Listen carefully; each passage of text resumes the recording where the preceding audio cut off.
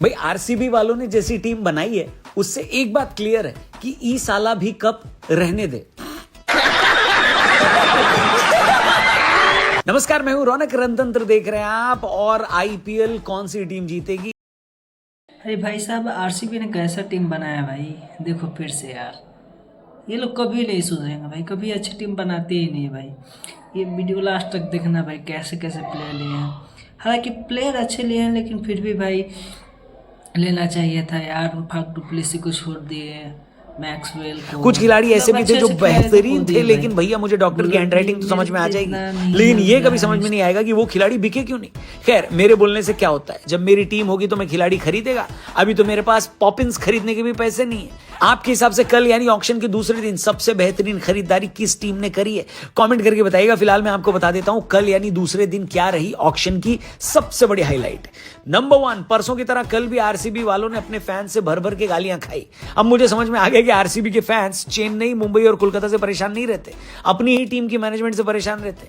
कल जब ऑक्शन के टाइम आरसीबी की मैनेजमेंट सो रही थी और सारे बड़े बड़े प्लेयर उनकी नाक के नीचे से निकले जा रहे थे, उस वक्त आरसीबी के फैंस ऑल इज वेल बोल रहे थे। ये कहकर अपने आप को तसल्ली दे रहे थे कि अभी विल जैक्स को आना है, हमारी टीम उसके लिए पैसे बचा कर रख रही है। लेकिन कल जब विल जैक्स का नाम सामने आया और मुंबई ने उनको 5 करोड़ 25 लाख में खरीद लिया, सब लोग हसत भरी निगाहों से आरसीबी की टेबल की तरफ देख रहे थे कि आरटीएम का इस्तेमाल होगा। लेकिन आरसीबी वालों ने यह इस्तेमाल करने से मना कर दिया। फैंस को तो 440 वोल्ट का झटका लग गया, उनके सर से आसमान चला गया, पैरों के नीचे से जमीन खिसक गई। समझ में नहीं आया कि आखिर आरसीबी वालों करना क्या चाहते हो भैया। खुद आकाश अंबानी को यकीन नहीं हुआ, वो अपनी टेबल छोड़कर आरसीबी की टेबल पर आए और हाथ मिलाकर थैंक यू बोला कि आरटीएम का इस्तेमाल नहीं किया आपने, बड़ा अच्छा लगा। हालांकि कई लोगों को लगता है कि टेबल के नीचे मांडवली हुई है और मुंबई ने विल जैक्स के बदले में आरसीबी को टिम डेविड ले जाने को बोला। लेकिन आरसीबी फैंस के हिसाब से यह भी घाटे का सौदा है, क्योंकि विल जैक्स इस वक्त बेहतरीन फॉर्म में 175 का उनका आईपीएल स्ट्राइक रेट है। पिछले साल बेंगलुरु के लिए उन्होंने एक सेंचुरी भी लगाई थी। तो फिर आखिर आरसीबी की मैनेजमेंट ने ऐसा क्या सुन लिया जो पैसा और आरटीएम होने के बावजूद उन्हें जाने दिया? आपको कुछ समझ में आया होगा तो हमें बताना। हमारी समझ से तो ये बाहर है। अब की बार भी आरसीबी वाले ट्रॉफी नहीं, दिल गुर्दे फेफड़े ही जीतेंगे, ऐसा लग रहा है। क्या बढ़िया था गुरु। हाईलाइट नंबर 2, कई खिलाड़ी महंगे बिके लेकिन उनको दुख बहुत हुआ होगा। मिसाल के तौर पर भुवनेश्वर कुमार, जिनको 10 करोड़ रुपए से ज्यादा मिले, लेकिन 10 साल पुराना हैदराबाद का साथ छूट गया।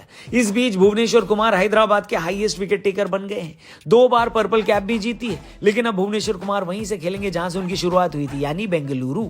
हालांकि भुवनेश्वर के लिए मुंबई ने भी बोली लगाई थी, लेकिन फाइनली उन्होंने दीपक चहर को अपनी टीम में शामिल किया। यानी मुंबई की बॉलिंग लाइनअप होने वाली है बुमराह, ट्रेंट बोल्ट और दीपक चहर। मुझे पता नहीं क्यों ऐसी फीलिंग आ रही है कि मुंबई को अभी 2025 की आईपीएल की ट्रॉफी दे देनी चाहिए। यानसेन पंजाब गए, कृणाल पांड्या अब विराट के लिए खेलेंगे, नीतीश राणा का भी कोलकाता से पुराना याराना खत्म हो गया, अब वो राजस्थान के लिए हल्ला बोलेंगे। वॉशिंगटन सुंदर गुजरात को बहुत सस्ते में मिल गए, मात्र 3 करोड़ 20 लाख रुपए में। पहले दिन आए होते तो और ज्यादा रुपए में जाते। सस्ते में जाने से याद आया, चेन्नई ने वापस सैम करन को बहुत सस्ते में खरीद लिया।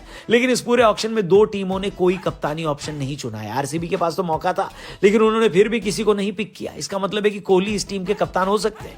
वहीं कोलकाता से मुझे उम्मीद थी कि कल वो नीतीश राणा को लेकर कैप्टन बना देंगे, लेकिन उनके पास भी कप्तानी मटेरियल कोई नहीं है। अब या तो वेंकटेश अय्यर कैप्टन बनेंगे या रिंकू सिंह को ये जिम्मेदारी मिलेगी। आपके हिसाब से आरसीबी और केकेआर का कैप्टन कौन होने वाला है? कमेंट करके बताना। अब बढ़ते हैं हाईलाइट नंबर 3 की तरफ। ऑक्शन के दूसरे दिन कई ऐसे नामों ने सुर्खियां बटोरी जो लोगों ने पहली बार सुनी होंगी, लेकिन अब वो नाम बार बार सुनेंगे। इनमें से एक नाम था वैभव सूर्यवंशी, बिहार के 13 साल के बल्लेबाज का, जो आईपीएल में अब तक के यंगेस्ट खिलाड़ी बन गए। सूर्यवंशी को राजस्थान की टीम ने 1 करोड़ से ज्यादा रुपए में खरीद लिया। अब आप सोचो, 13 साल का बच्चा करोड़पति बन गया।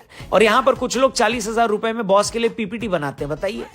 अरे बाप रे, ये तो धोती खोल रहा है। मैं तो बस ये सोच रहा हूं कि 13 साल की इस लड़के को पैसे भी मिलेंगे और साथ में राहुल द्रविड़ की कोचिंग भी मिलेगी। इसके अलावा दिल्ली के प्रियांश आर्या के लिए भी बहुत लंबी चौड़ी बोली लगी है। 30 लाख के बेस प्राइस वाले प्रियांशु 3 करोड़ 80 लाख में पंजाब के लिए खेलेंगे। इस साल दिल्ली प्रीमियर लीग में प्रियांश ने 1 ओवर में 6 छक्के लगाए थे और वहीं से उनकी किस्मत खुल गई। लेकिन हैरानी की बात यह है कि आईपीएल विनिंग कप्तान डेविड वार्नर अनसोल्ड रहे और अब शायद आईपीएल कभी नहीं खेलेंगे वो। और भी ज्यादा ताज्जुब तब हुआ जब लॉर्ड शार्दुल ठाकुर भी नहीं बिके। लेकिन सच बताऊं तो मेरा दिमाग तब खराब हुआ जब अर्जुन तेंदुलकर का नाम आया और मुंबई वालों ने पेडल नहीं उठाया।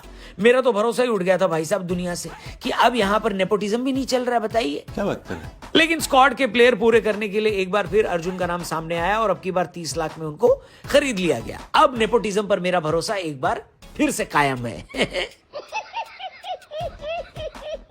और अब मैं इस बात पर कायम हूं कि मुंबई की टीम इतनी खतरनाक दिखाई दे रही है कि आईपीएल क्या, दुनिया का कोई भी कप रख दोगे तो वो लोग जीत जाएंगे। गुजरात और हैदराबाद भी सही लग रही है। आपको क्या लगता है कि किस टीम ने बेस्ट स्क्वाड बनाया है? कमेंट करके बताना। हम आपसे मिलेंगे कल, थोड़ी सी और डिस्कशन करेंगे आईपीएल ऑक्शन पर। बस आप चैनल सब्सक्राइब करके जाना, फेसबुक पे देख रहे हो तो पेज को जरूर लाइक करना। सी यू टुमारो, गुड बाय, जय हिंद।